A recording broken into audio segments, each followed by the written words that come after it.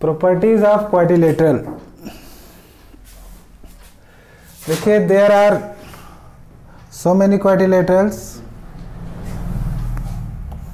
Now we will discuss first quadrilateral, rectangle.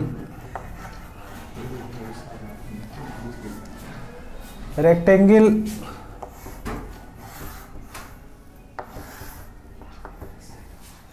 का figure ये है।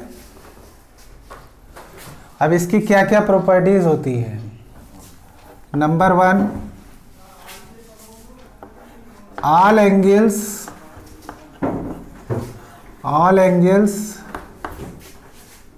is equals to 90 degree. इसके सभी एंगल 90 डिग्री के इक्वल होते हैं। Second property is pair of opposite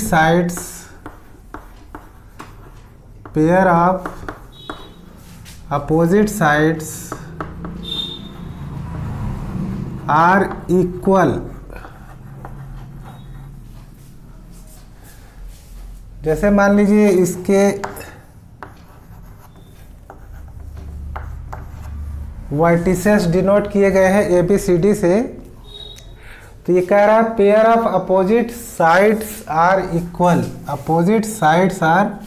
equal. जैसे AB is equal to AB किसके बराबर होगा? हाँ, AB BC CD DA। तो हम AB को किसके बराबर मानेंगे? CD के बराबर मानेंगे। पिछले लेक्चर में हमने बताया था कि हम जब भी साइड लेंगे तो हम क्या करेंगे? एंटी क्लॉकवाइज साइड्स को रिप्रेजेंट करेंगे। अच्छा, एक पेयर तो ये हो गया। दूसरा पेयर क्या होगा? हम BC लेंगे। BC equal to DA। Is it clear? Number 3, तीसरी प्रॉपर्टी है pair of opposite sides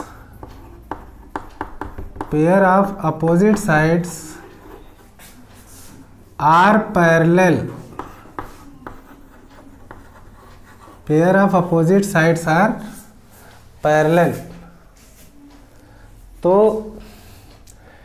parallel का मतलब क्या होता है? जैसे दो लाइन है,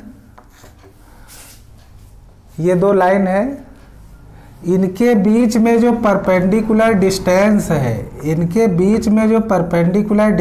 है, ये अगर इक्वल है तो ये दोनों लाइनें आपस में क्या होंगी? पैरेलल होंगी। What is this? This is perpendicular distance between two lines. चलिए,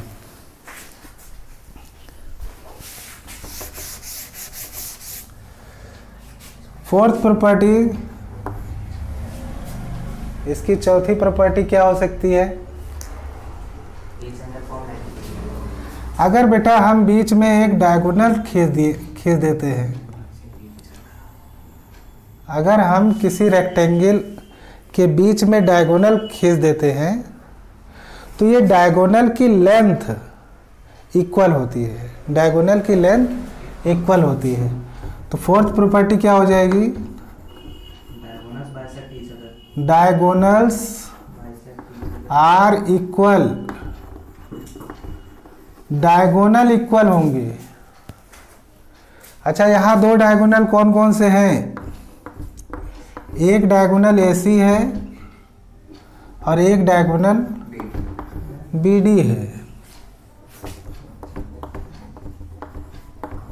ठीक है। फिफ्थ प्रॉपर्टी, बेटा जो भी डायगोनल रेक्टेंगल के अंदर होता है ये आपस में बाइसेक्ट करता है। जो डायगोनल रेक्टेंगल के अंदर होते हैं वो आपस में बाइसेक्ट करते हैं। बाइसेक्ट मतलब बराबर बराबर बढ़ जाते हैं। जैसे देखिए ये BD एक लाइन है, लाइन नहीं है, ये लाइन सेगमेंट है। BD is not a line, BD is a line segment और O is point. O divides BD in two equal part. O divides BD in two equal part.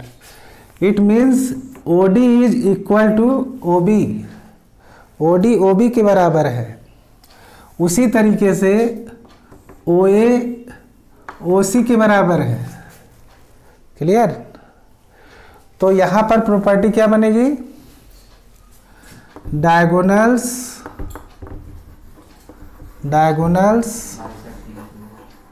Bisect each other.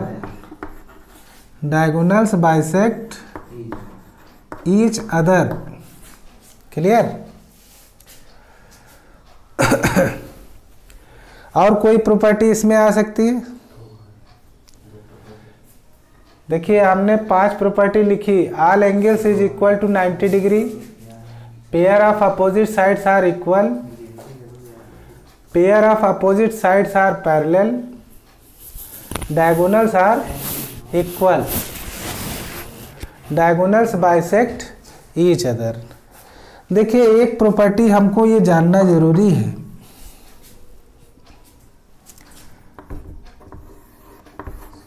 Adjacent angles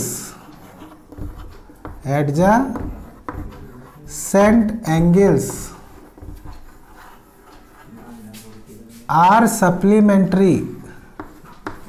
adjacent angles are supplementary. ठीक है बच्चे, adjacent angle पहचानना जान जाओ। Adjacent angle जैसे मान लीजिए कि ये रेक्टेंगल है, ये एक रेक्टेंगल है, इसमें ABCD इसके वर्टिसेस है। एडजेसेंट एंगल अगर आप लोग पहचान गए हैं तब आपको दिक्कत नहीं पड़ेगी। ध्यान दीजिएगा, ये जो हम टिक लगा रहे हैं ये एडजेसेंट एंगल्स हैं। ये जो हम टिक लगा रहे हैं, एंगल A और एंगल B, ये एडजेसेंट एंगल है। क्यों एडजेसेंट एंगल है? एडजेसेंट एंगल का मतलब वैसे होता है कि जब दो एंगल ऐसे बने हो कि उनका एक आर्म अब मतलब क्या हो, कॉमन हो। देखिए इसको हम लोग एडजेसेंट एंगल कहते हैं। एडजेसेंट एंगल उस एंगल को कहते हैं जब ये वाला आर्म, ठीक है, इन दोनों एंगल में कॉमन हो। देखिए यहां दो एंगल बन रहे हैं, दोनों एंगल जो बन रहे हैं उनके बीच वाला आर्म अगर कॉमन आर्म है तो इन दोनों एंगल को हम लोग क्या कहते हैं? एडजेसेंट एंगल कहते हैं। ये तो मतलब एंगल की डिफिनीशन है। एंगल में हम एडजेसेंट एंगल कैसे पहचाने? एंगल में हम एडजेसेंट एंगल कैसे पहचाने उसकी डिफिनीशन तो ये है।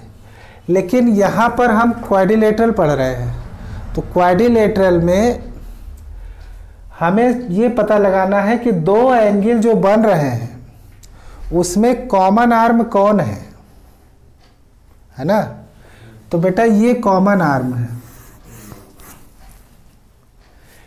ये एंगल इन दोनों आर्म से मिलकर के बना है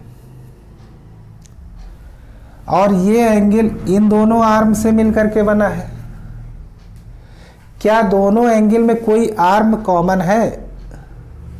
ये वाला आर्म कॉमन है कि नहीं? भाई ध्यान दीजिए, एक आर्म ये है, एक आर्म ये है, ठीक। वैसे ही जब हम ये वाला एंगल लेंगे तो एक आर्म ये है और एक आर्म ये है, तो ये वाला आर्म कॉमन हो जाएगा।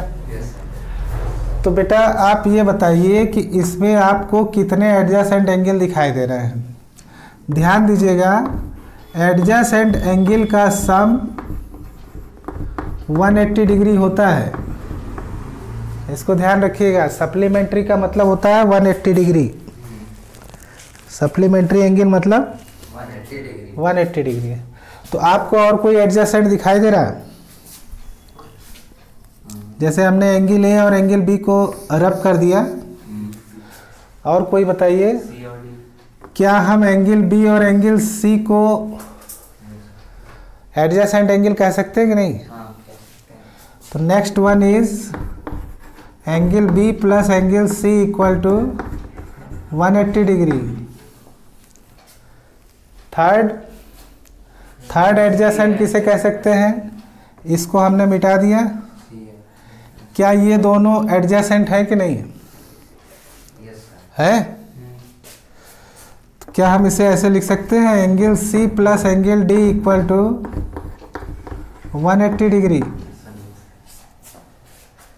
एंड लास्ट वन, इसको रब करेंगे,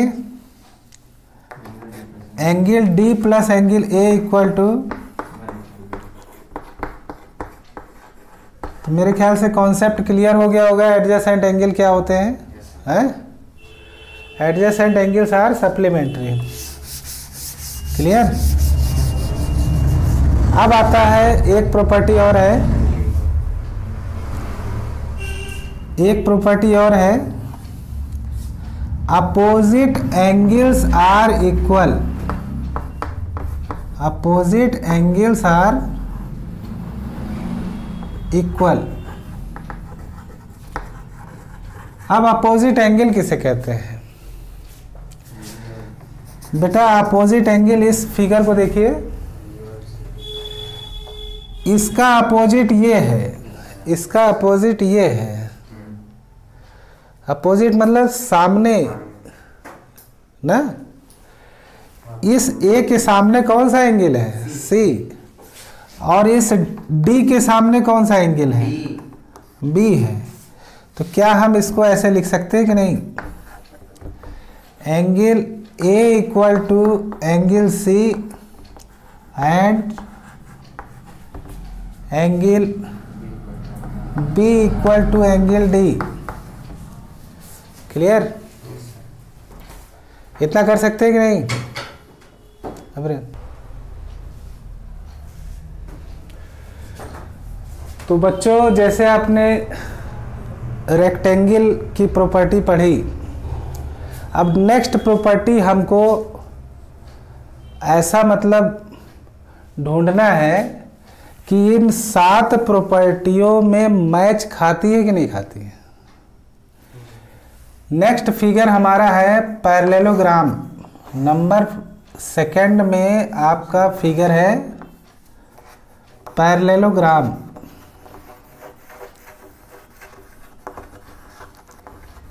पैरेललोग्राम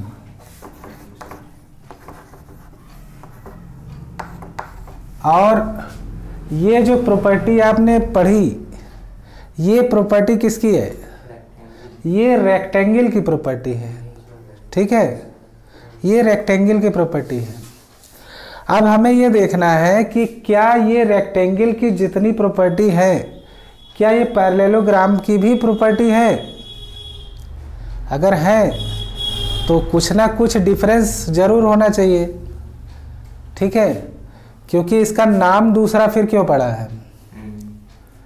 देखिए बेटा, इसमें लिखा है all angles is equal to 90 degree.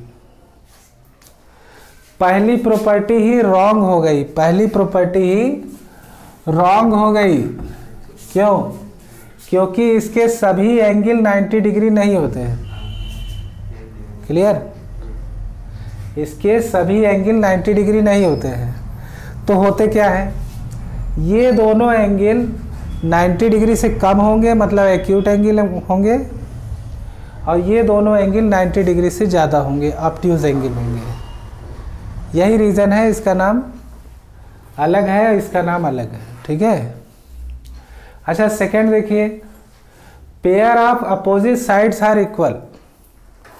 जैसे इसमें आपका बेटा ए बी सी डी के बराबर था, वैसे ही इसमें भी बराबर होता है।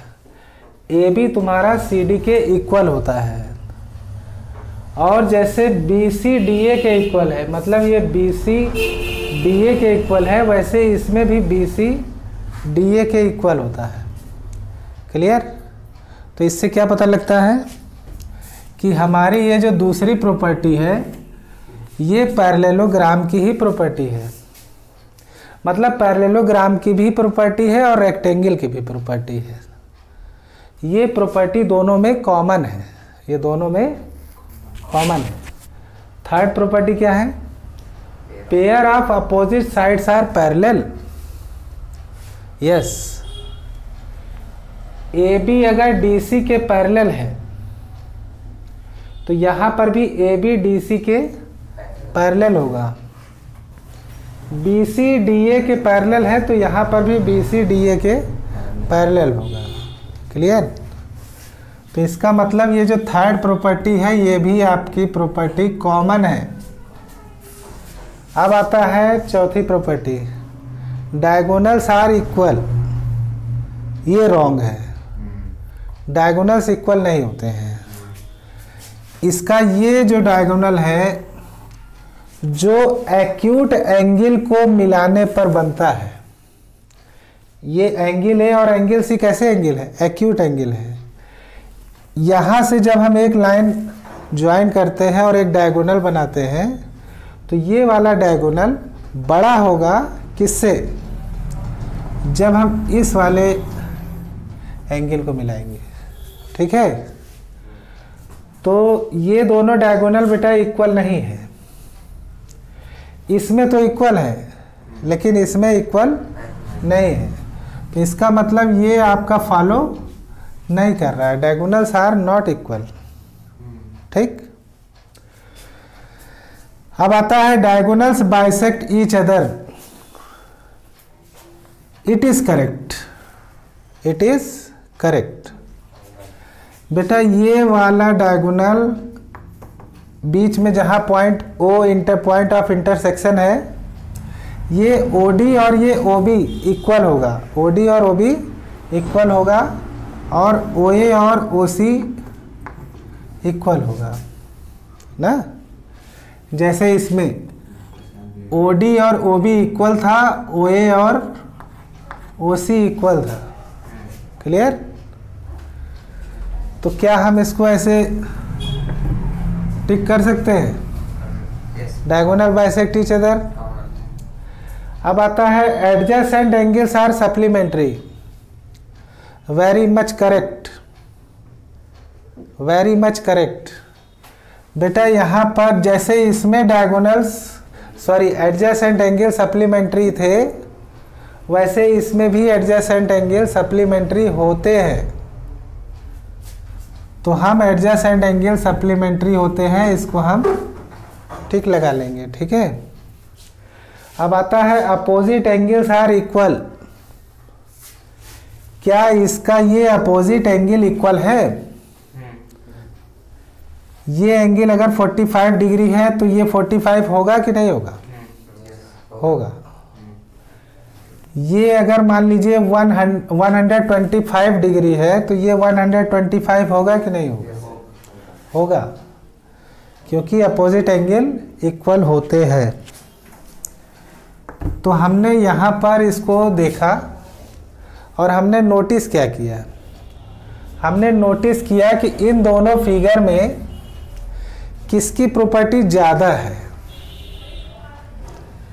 इसकी प्रॉपर्टी है 7, इसकी प्रॉपर्टी कितनी है? 7 प्रॉपर्टी है। और जबकि पैरेललोग्राम में कितनी प्रॉपर्टी है? 5 है। ये 2 प्रॉपर्टी बेटा माइनस हो गई, ये वाली प्रॉपर्टी और ये फर्स्ट प्रॉपर्टी माइनस हो गई।